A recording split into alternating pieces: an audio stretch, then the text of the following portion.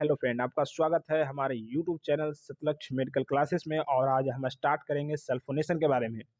तो जैसा कि हम पिछले लेक्चर में पढ़े केमिकल रिएक्शन ऑफ अल्केन के बारे में, जिसमें हम स्टार्ट किए ऑक्सीडेशन ऑफ अल्केन के बारे में, हालोजिनेशन ऑफ अल्केन और vapour phase nitration of alkane. तो अगले टॉपिक की तरफ बढ़ते हैं, सल्फोनेशन ऑफ अल्केन के बारे में। तो आइए हम स्टार्ट करते हैं। और स्टार्ट करने से पहले प्लीज हमारे चैनल को एक बार लाइक करें, सब्सक्राइब करें और ज़्यादा से ज़्यादा शेयर करें। तो आइए स्टार्ट करते हैं सल्फोनेशन। तो ध्यान से सुनिए क्या कहता है सल्फोनेशन।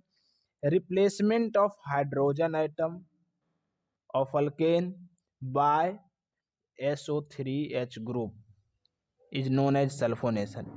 मतलब अल्केन, जैसे एग्जांपल है अल्केन है, इसका क्या है, एक H ग्रुप रिमूव होगा और ये SO3H ग्रुप इसमें ऐड होगा।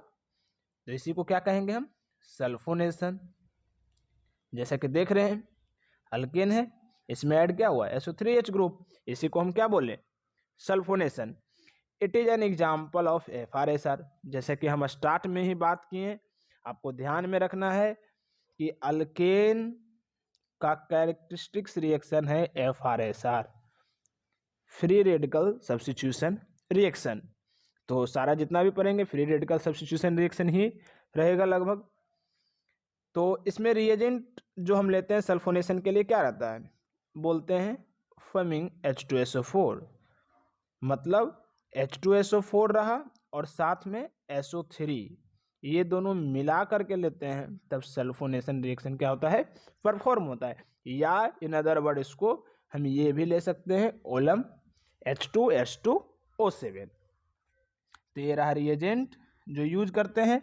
और सिंपल है क्या सल्फोनेशन, कुछ नहीं है, मतलब सिर्फ अल्केन में क्या है, SO3H ग्रुप का ऐड होना ही सल्फोनेशन कहलाता है। जैसे वेपर फेज नाइट्रेशन में क्या था, NO2 ग्रुप का ऐड होना, तो इसमें SO3H का ग्रुप का ऐड होना है। हालोजिनेशन में क्या था, X ग्रुप का, either fluorine, chlorine, bromine, iodine जो भी है ऐड हो रहा था उसमें, तो हालोजिनेशन बोले। उसी तरह से क्या है, सल्फोनेशन। तो आइए हम आगे बढ़ते हैं। नेक्स्ट है आइसोमेराइजेशन। नाम ही में पता चल रहा है आइसोमेराइजेशन, मतलब आइसोमर का बनना। तो देखिए क्या कहता है, unbranched chain of alkanes on heating with LCl3HCl are converted into branch chain of alkanes.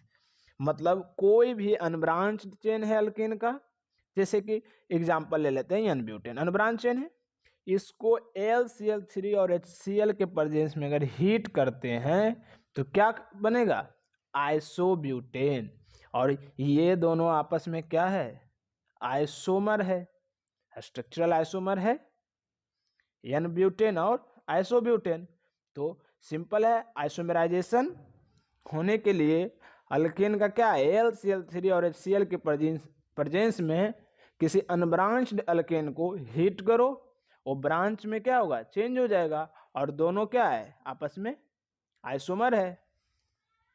बस यही सिंपल है। जैसा कि एग्जांपल देखें, N-ब्यूटेन और आइसोब्यूटेन में चेंज हो रहा है इन the presence of heat of LCl3 plus HCl। तो अब नेक्स्ट रिएक्शन में बढ़ते हैं, नाम है पायरोलाइसिस। शब्द में ही देखिए, पायरो मीन्स होता है हीट और लाइसिस मीन्स होता है ब्रेकडाउन। मतलब हीट करने पे अल्केन का ब्रेकडाउन होगा। अगर लार्ज नंबर ऑफ कार्बन का अगर अल्केन है तो उसको अगर हीट करेंगे तो क्या होगा, वो स्मॉल नंबर ऑफ कार्बन में टूट जाएगा। When alkanes are heated to 5 degrees Celsius to 7 degrees Celsius, they are decomposed into lower hydrocarbon. This decomposition is known as pyrolysis या क्रैकिंग। ये भी नाम ध्यान में रखिएगा, पायरोलाइसिस भी कहते हैं इसको, और क्या कहते हैं, क्रैकिंग भी कहते हैं। तो सिंपल है, pyro means heat, lysis means breakdown. Heat करेंगे तो ब्रेकडाउन होगा, अब ब्रेकडाउन होगा तो उससे कम नंबर वाला में ही टूटेगा। लार्ज नंबर ऑफ हाइड्रोकार्बन किस में आ जाएगा, लो नंबर ऑफ हाइड्रोकार्बन में।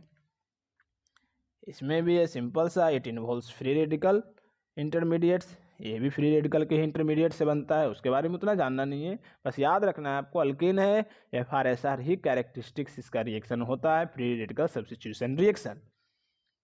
जैसा कि एग्जाम्पल में आप देख रहे हैं, ये कोई अल्केन है, हाई टेम्परेचर 500 से 700 डिग्री सेल्सियस पर हीट करेंगे तो क्या ब्रेक है 3 कार्बन का है, तो 2 कार्बन में, 1 कार्बन में, या इस टाइप का भी बन सकता है, इस टाइप में भी क्या है बन सकता है फर्दर हीट करने पे।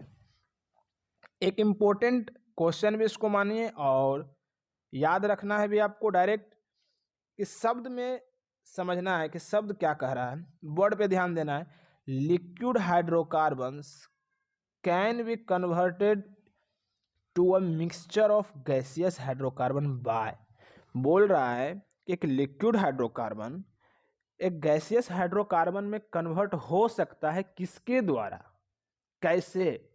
तो अब सुनने में अजीब लग रहा है लेकिन इसको बस समझना है, तो उसको समझ लेते हैं पहले, उसके बाद उसका आंसर देते हैं। ये देखिए, अल्केन्स हो, अल्कीन्स हो या अल्काइन्स हो, जनरली 1 to 4 कार्बन जो रहता है वो गैसियस स्टेट में अल्केन्स में पाया जाता है। अल्कीन्स में 1 carbon to 3 carbon gaseous state में रहता है, और 1 कार्बन से 3 कार्बन में क्या गैसियस स्टेट में। और जैसे ही उससे हायर गया 5 to 17 या 4 to 17 यहाँ अल्कीन्स में, और अल्काइन्स में 4 to 11 वो लिक्विड फॉर्म में रहता है।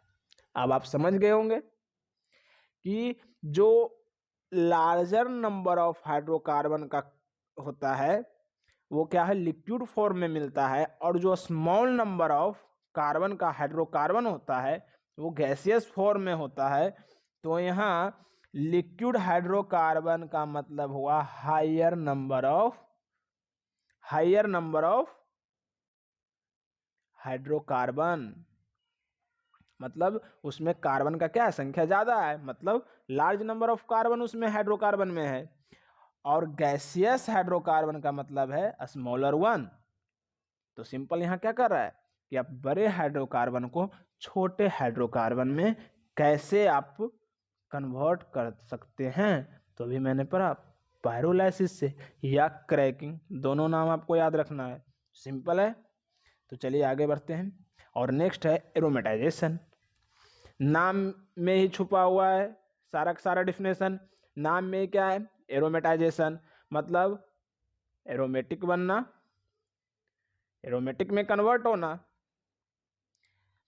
Unbranched alkanes having 6 or more carbon atoms on heating to 5 degree Celsius at 10 से 20 atm pressure in the presence of oxides of vanadium, याद रखना है रिएजेंट को, मोलिब्डेनम या क्रोमियम, सपोर्टेड ओवर एलुमिना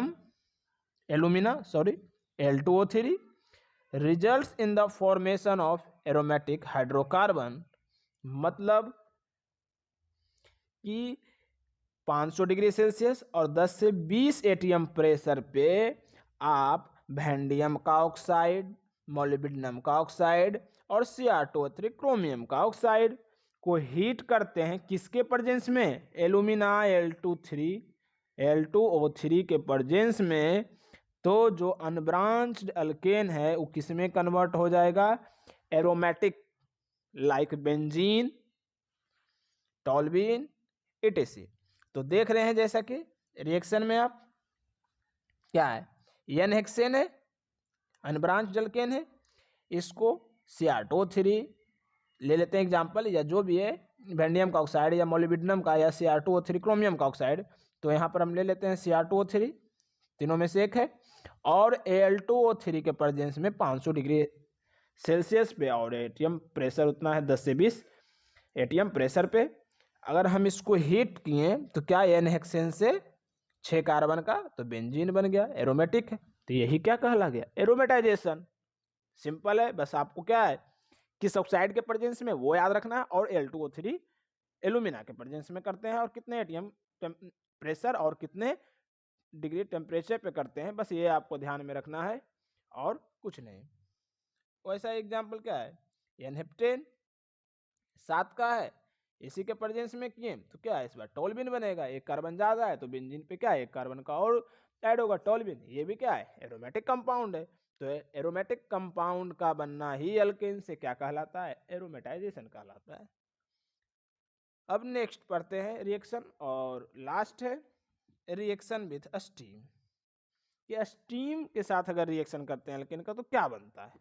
देखिए, methane react with steam at 1273 kelvin in presence of nickel catalyst.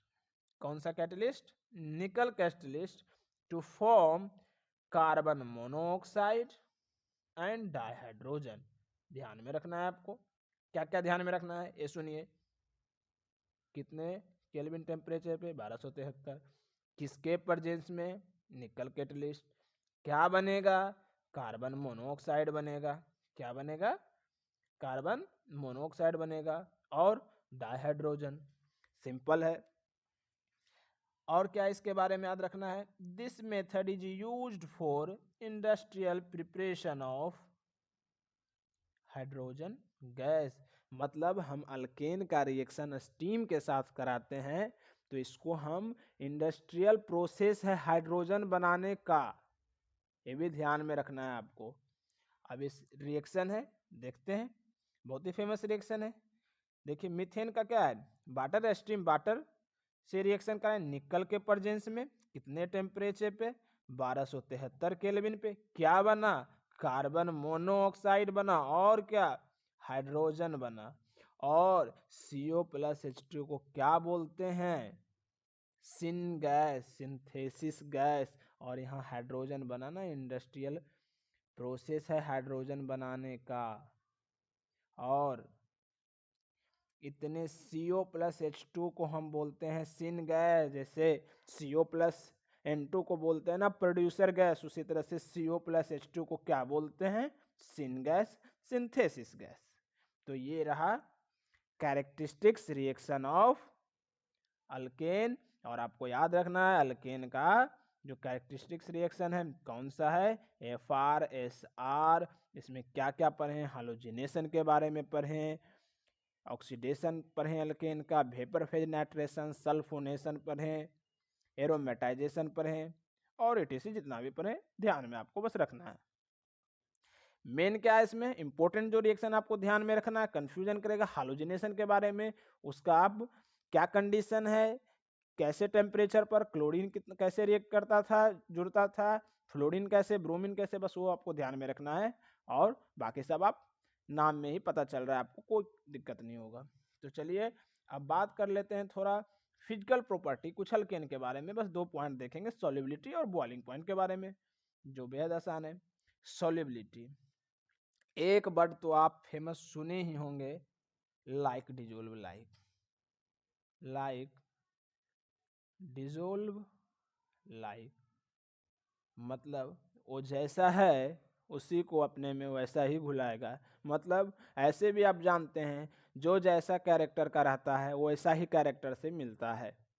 तो यहाँ पे अल्केन क्या है उसके बारे में देखते हैं। Solubility, alkanes being non polar, ये नॉन पोलर होता है अल्केन, तो नॉन पोलर कंपाउंड में ही ना घुलेगा। तो alkanes being non polar are insoluble in water but soluble in non-polar solvent like benzene and CCl4 etc.